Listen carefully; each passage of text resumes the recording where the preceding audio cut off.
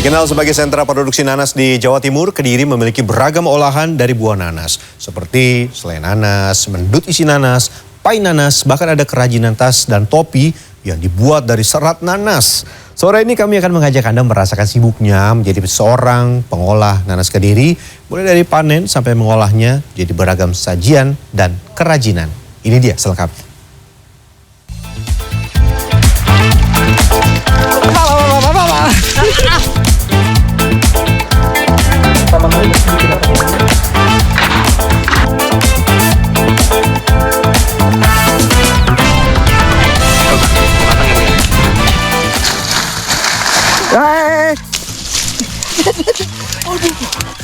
Kawasan lereng Gunung Kelut tidak hanya punya potensi wisata, tapi juga punya sumber daya alam yang melimpah. Salah satunya ananas Comosus elmer alias buah nanas.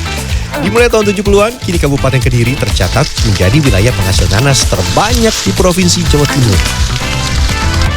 Selamat datang pemirsa di segmen Sehari Menjadi. Ini saya hari ini akan sehari menjadi pengolah nanas, tapi harus panen dulu. Dan nanasnya tidak hanya akan diolah jadi makanan, tapi juga jadi kerajinan. Ini topi dari nanas, salah satu bagian nanasnya. Kita akan mulai hari ini. Saksikan selengkap dari segmen Sehari Menjadi. Pak, cepat! Jalan. Sakit ini. Kata ibunya ditabrak aja ya apa.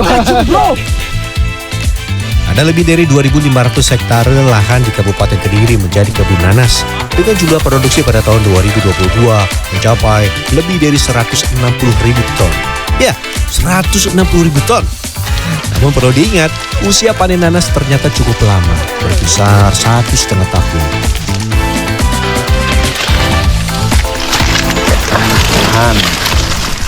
Cara panennya udah tinggal ditarik, diputar dulu. Putar sampai dia putus. Nah, sudah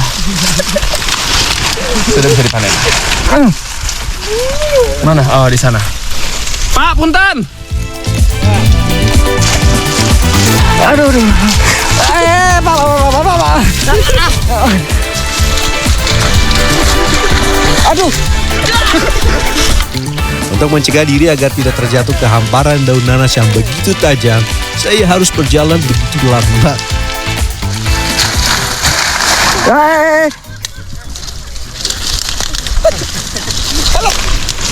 Aduh, susah gerak.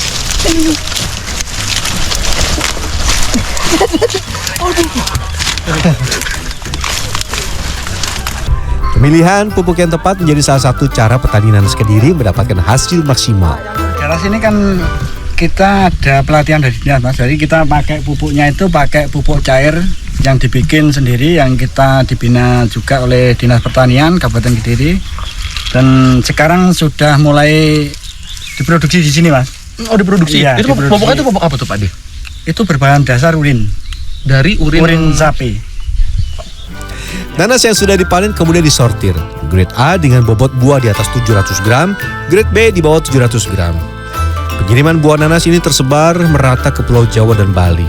Harga jual per butir rata-rata 7.000 hingga belasan ribu rupiah tergantung dengan ukuran. Tidak hanya buahnya, daun nanas yang biasanya hanya jadi pakan ternak atau bakal limbah juga bisa dimanfaatkan. Hanya daun dengan panjang sekitar 50 cm yang bisa digunakan untuk diekstrasi menjadi serat, kemudian diolah menjadi benang. Nah, ini lagi siap-siap buat bikin serat nanas. Oke, ini Pak. Ya, bahannya dari si daunnya ini yang tadi. Ini berisik, mesinnya nyala banget. Ada 1, 2, 3, padahal baru 3 yang nyala.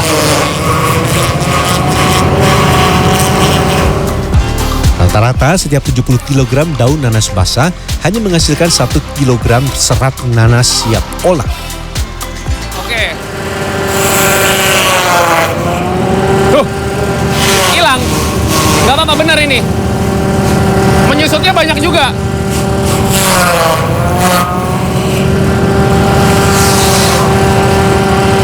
Ini. Satu gulungan besar yang seperti ini. Jadinya sedikit. Ini juga masih harus dikeringkan dulu. Pak, monggo. Nah, ini yang udah kita lakuin. Di situ pembersihannya ya. Setelah melalui proses ekstraksi tahap pertama, serat akan dimasukkan kembali ke dalam mesin.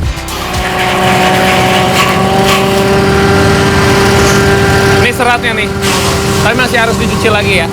Tapi ini sudah diambil seratnya, nih Pak. Dan kalau di bagian yang tersisanya, nah ini tidak dibuang, tapi dimanfaatkan untuk menjadi pakan ternak. Jadi tidak ada yang terbuang sia-sia. Nanasnya bisa kita konsumsi, bisa diolah juga, dan daunnya bisa jadi serat dan pakan ternak. Lanjut. Serat akan dicuci 2-3 kali sampai berwarna putih pucat. Setelah itu gunting serat nanas yang menggumpal, terutama di bagian pangkal. Kemudian jemur serat di bawah sinar matahari langsung hingga kering sempurna selama 3-4 hari. Iya, awalnya itu kan kita pengennya memanfaatkan limbah sih Mas. Kan limbahnya kita kan banyak ya, di daerah sini kan tanaman nanas banyak. Akhirnya daripada limbahnya itu benar-benar nggak keolah, kita manfaatkan. Kita awalnya itu studi tiru di daerah mana itu? Subang. Dalam negeri sih di lokalnya Kabupaten Blitar, di wilayah Jawa Timur, Jawa Tengah, Jawa Barat itu. Kalau ke luar negeri sudah adakah? Jepang. Wow. Kita sudah ke Jepang. Serat nanas yang sudah kering memiliki harga pasaran Rp150.000 per kilogram.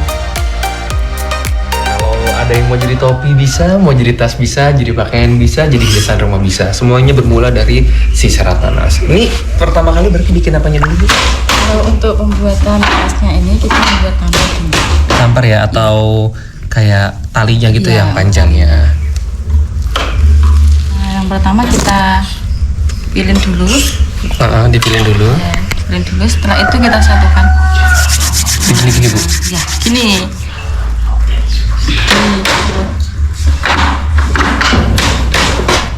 Dipilin. Ya. Kayaknya cara yang kedua yang lebih aman. Ini dikasih ke ibunya terus ngomong, Bu, bikinin jadi tas. Terus kita nggak berbakat. Kita bikin serat nanas lagi aja ya. Ini susah ini kerajinan begini. Ya, karena juga butuh ketelatenan. Oh iya itu. Memilih serat nanas menjadi benang tidak sesederhana yang saya lihat.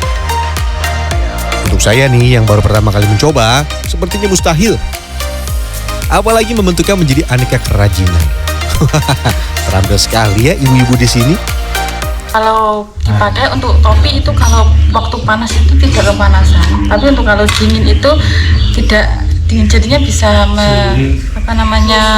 menyesuaikan suasana. Bukan hanya daunnya, buah nanas juga tidak lepas dari tangan-tangan kreatif kelompok wanita tani berkah Istika. Salah satu kudapan yang khas adalah mendut isi nanas. Cara buatnya mudah. Pertama-tama parut nanas yang akan menjadi isian. Lalu siapkan adonan untuk kue pendut.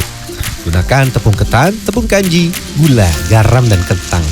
Tambahkan santan untuk cita rasa gurih. Bu, ini langsung di garam?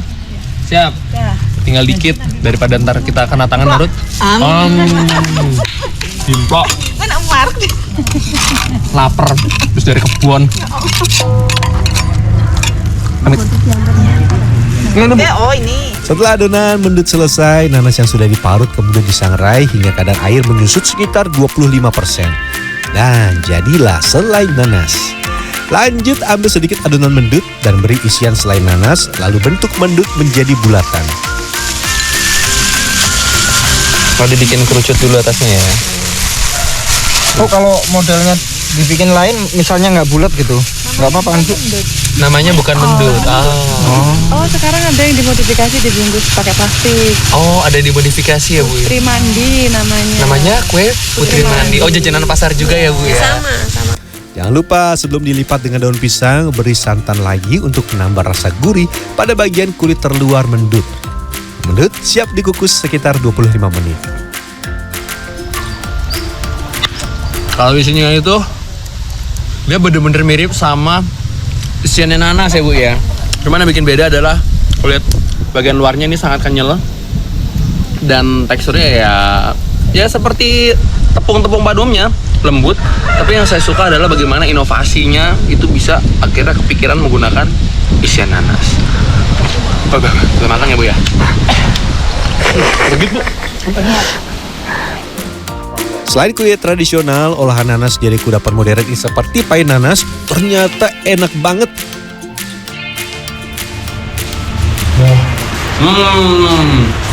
Teksturnya berbeda dengan yang mendut yang isi nanas. Kalau mendut isi nanas kan luarnya lembut, kenyal-kenyal, dalamnya itu seperti isi nastar. Kalau yang ini dia lebih bertekstur sih, si isian pie-nya dan bagian luarnya itu. Nah ini yang versi crunchy. Mau yang mana? Sesuai dengan selera Anda. Mbak, enak loh ini loh Mbak. Mantep loh ini loh. Iya. Enak. Ternyata ada perjuangan panjang di balik lezatnya si kuning berduri ini. Apalagi ketika proses panen. Durinya begitu tajam. Nah, kalau lagi jalan-jalan ke Kabupaten Kediri, bisa nih memasukkan nanas dan aneka olahannya sebagai list buah tangan Anda. Real Fernando di Agung Yuljarto, Kediri, Jawa Timur.